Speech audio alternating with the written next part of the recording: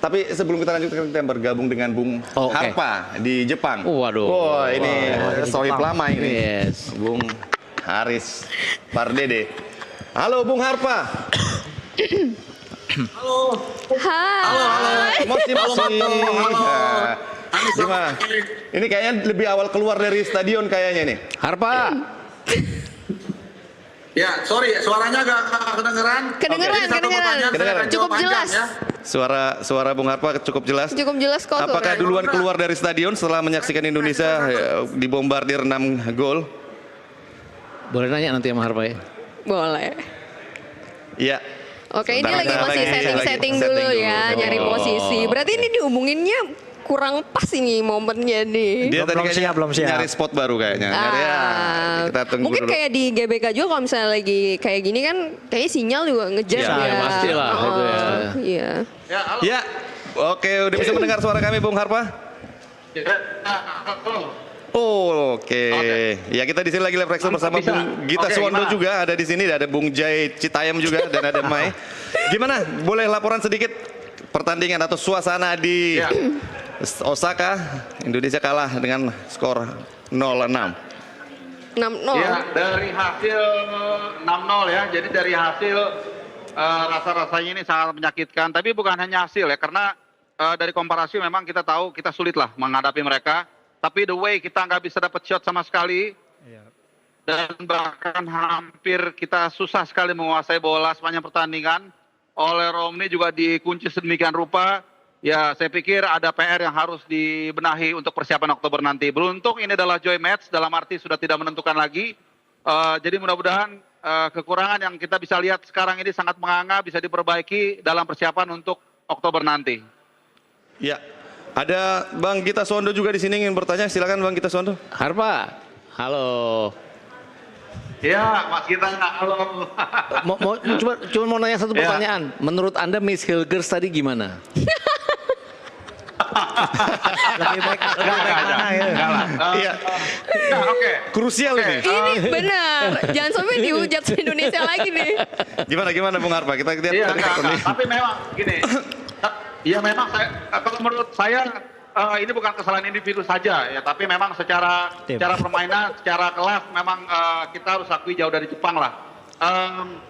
Terkait Mas Hilger, saya pikir memang ini sudah menjadi apa ya, topik pembicaraan dari dulu-dulu. Pertama dia di 20 itu main sebagai CB kanan dalam formasi 4 back gitu. Jadi ini memang satu PR tersendiri karena kita tahu Jai Hafner itu baik di Venezia maupun di Wolverhampton Wanderers Under 21 itu bermain dalam formasi 3 back. Ya. Jadi penyesuaian ini sangat penting dan beberapa kali juga kelihatannya kerjasamanya itu chemistry-nya beda ya dengan Rizky Dodo. Ya, Tapi betul sekali lagi sekali. kita bukan mau bertumpu di satu kekurangan, tapi juga kita lihat organisasi kita, kemudian bagaimana lawan mengeksploitasi sisi sayap kita. Saya pikir ini adalah area-area yang harus dibenahi. Jadi bukan hanya satu area soal Mesir, satu siapapun enggak.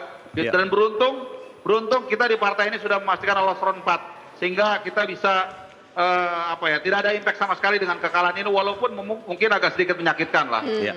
Oke, Bung Harpa, Anda berada di Osaka di stadion langsung menyaksikan Indonesia berhadapan melawan Jepang. Suasana penonton atau pendukung Indonesia di sana setelah kekalahan 0-6 mungkin bisa Anda gambarkan, mungkin Anda berbicara dengan teman-teman di sana atau mungkin dengan supporter di sana, apa yang mereka rasakan kira-kira? Iya, kalau soal supporter memang cukup banyak ya, di luar dugaan. Mungkin antara tadi juga ada salah satu official dari JFA nanya ke saya berapa sih jumlah penonton Indonesia. Ya kita sama-sama hitung ya, mungkin kira-kira di atas 5.000, di bawah 10.000, cukup banyak. Ini di atas minimum capacity yang disediakan karena Panasonic Suita itu kapasitasnya hampir 40.000. Jadi kalau minimum 5% berarti 2.000, tapi kita sampai 5.000 lebih, jadi cukup banyak. Sangat semangat sebenarnya di awal-awal. Tapi begitu gol ketiga, gol keempat, nyanyinya udah makin lemas. Ya, tapi wajar. Bener, sama di sini juga kayak gitu, bener. Iya, begitu. Ya sama di sini juga di newsroom kita juga makin lemes tadi setelah gol ketiga, tapi kita berusaha untuk terus mendukung timnas. Dan kira-kira, ya catatan sedikit lah dari mungkin dari Bung Harpa, kira-kira kita kan akan berhadapan dengan putaran keempat tentunya ini yang paling penting ya di putaran keempat. Dengan melihat perjalanan timnas Indonesia di grup C tentu saja dengan akhir yang cukup tidak kita inginkan tentunya kekalahan dengan 6-0 ini.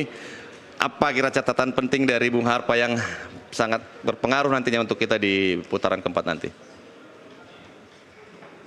Ya, pertama pemain pelapis kita ini menjadi salah satu concern tersendiri. Kemudian kedua, bagaimana kita mengantisipasi taktik lawan ini juga penting. Kalau kita lihat tadi di awal-awal kita dieksploitasi di area wing ini juga tidak ada antisipasi sama sekali. Kemudian yang ketiga ada beberapa pemain, saya nggak usah sebut satu-satu nama pemainnya, yang menurut saya dari pertama itu udah kelihatan nggak terlalu berjalan, tapi ini agak lambat menurut saya dilakukan pergantian. Beda dengan saat lawan China, justru di situ pergantian pemainnya menurut saya cukup bagus ya, tapi kali ini enggak. Kemudian juga di lini depan kita lihat dari awal oleh Romney kita bisa lihat dikunci habis-habisan, nggak ada gerak sama sekali, bahkan saya ngitung tadi mungkin hanya 7 detik dia megang bola, kemudian hilang. Ya, 7 detik lah, itu paling lama 7 detik. Jadi saya pikir PR dari A sampai Z berubah kok ini. Kalau mau dibedah satu persatu begitu ya. Iya. Baik, kami sebenarnya sudah bersama dengan Bung J juga, Bang Jai, cuman Bang Jai dari Citayam. Mungkin Bang Jai ada yang mau pertanyaan ditanyain kepada Bang Harpa. Ya, ini PR untuk ke belakang, pertahanan belakangnya gimana nih? Lebih baik. Lini belakang, jujur ya kalau saya objektif menilai Jai dan Hapner itu saya pikir sudah oke. Tinggal memang satu ini Rido antara Hilgers ini memang menjadi satu diskusi tersendiri. Secara individu Hilgers bagus, tapi untuk kerjasama ini menjadi tantangan tersendiri. Ya tapi nggak ada masalah.